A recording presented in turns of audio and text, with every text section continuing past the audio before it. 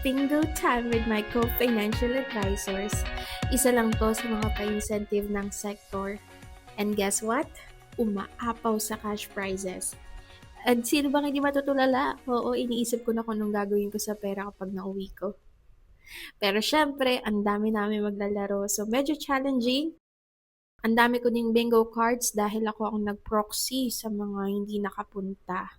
It's okay because they still have a chance to win. So, ang ginawa ko, sinulatan ko nga yung mga bingo cards nila ng pangalan nila sa likod para alam ko kapag nanalo yung cards nila, sa kanila mapupunta ang prize.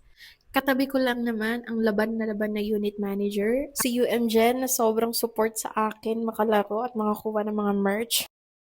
Anyways, kumain na ako guys. And I think kumain na rin naman sila. Ako lang ata yung na-late kumain. And etong food ay free din from this event. May nakita pa nga ako, mga ka-branch ko din yan.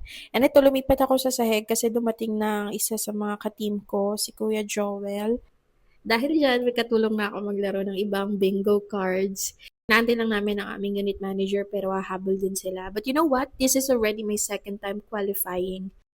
So, sad to say, opo, hindi pa po ako nananalo. Kahit ang dami kong bingo cards. But you know what? Sometimes, it's really not about the winning. It's about the experience na paulit-ulit mong gustong balikan. And thank you! Thank you mga ka-FA. Ang dami nating nag-qualify this round. And that only means one thing. Ang dami rin nating na-secure na lives. Thank you sa mga clients na walang sawang nagtitiwala sa amin. And ikaw, if gusto mo rin ng ganitong experience, join us in this mission to protect more lives and enjoy rewarding opportunities along the way.